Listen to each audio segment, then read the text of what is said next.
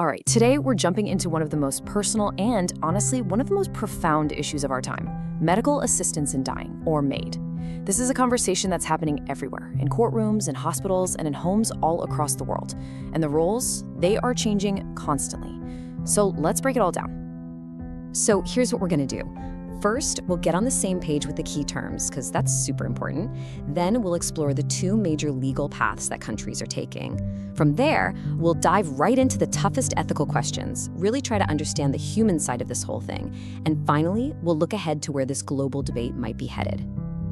You know, to really get a grip on this debate, we have to start with the basics, the language.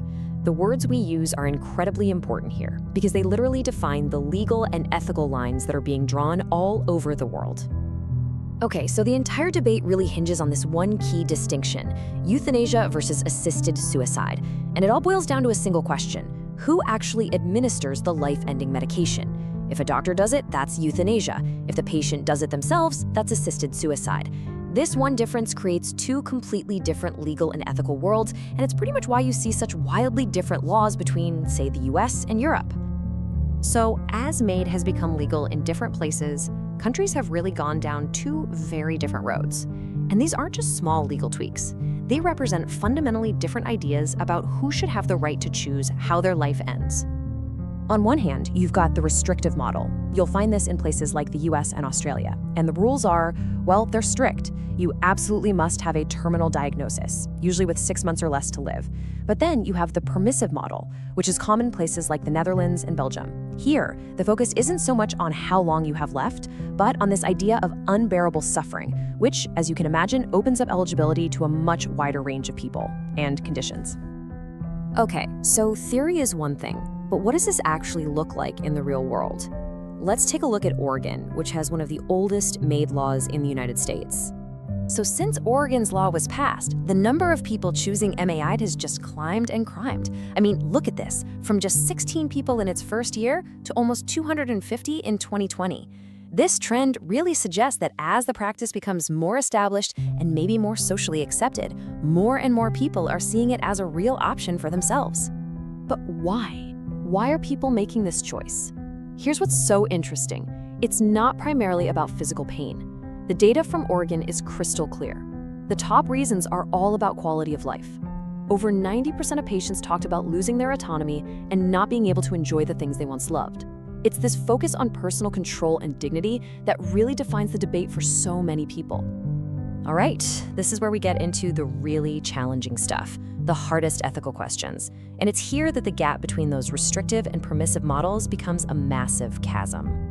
Let's just start with a question that, for a lot of people, is almost unthinkable. Should a minor ever be eligible for medical assistance in dying? In a restrictive system, the answer is a hard no. Absolutely not. But in a few of those permissive countries, the answer is a very cautious yes.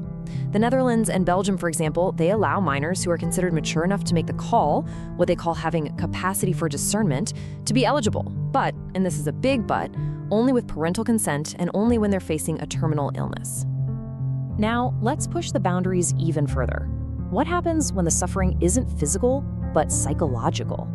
Could a severe, untreatable mental illness ever be grounds for MAID? On this one, the divide is absolute. It's completely forbidden under restrictive models. But countries like the Netherlands do allow it. That said, it is incredibly rare. We're talking about only around 1% of all MAID cases. These are, without a doubt, the most intensely debated and scrutinized cases anywhere in the world. So our last really big ethical question is all about time. What if you're healthy right now, but you know that someday you might lose your ability to consent because of a condition like dementia? Can you make a choice for your future self with something called an advance directive? The legal answers here are just all over the map. The Netherlands says yes, you can, even for advanced dementia. Belgium says yes, but only if the person is unconscious. But in the US and Australia, it's a firm no. You have to be able to consent right at the time of the procedure, no exceptions. You know, beyond all the laws and all the ethics, there's a profound human side to this. And it's not just felt by patients and their families, it's also felt by the clinicians, the doctors and nurses who are asked to perform this final act. Just look at this number. It is staggering. Depending on the study you look at, up to 80% of clinicians involved in MAID report being negatively affected by the experience. It is such a stark reminder that this isn't just another medical procedure. It carries this immense emotional and psychological weight for literally everyone involved.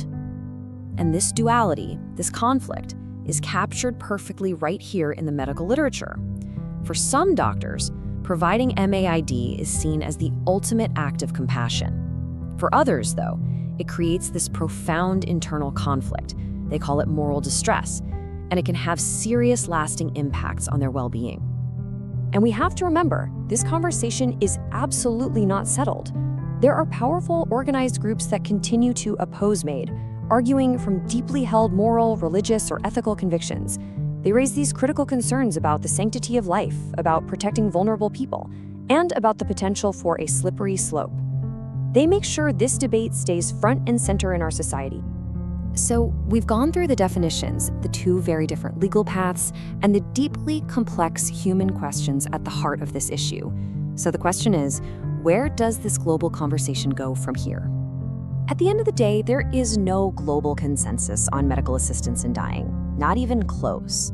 What we have is this patchwork of laws, and each one is a unique reflection of a society's values. Every single law represents a different answer to the exact same fundamental question. How do we balance the duty to protect life with the right to personal autonomy? And that leaves us with this one crucial final question. As more and more countries think about legalizing MAID, will these two different paths, the restrictive and the permissive, start to merge? Or will that philosophical gap between them just grow even wider? The answer to that is going to define the future of end-of-life care for generations to come.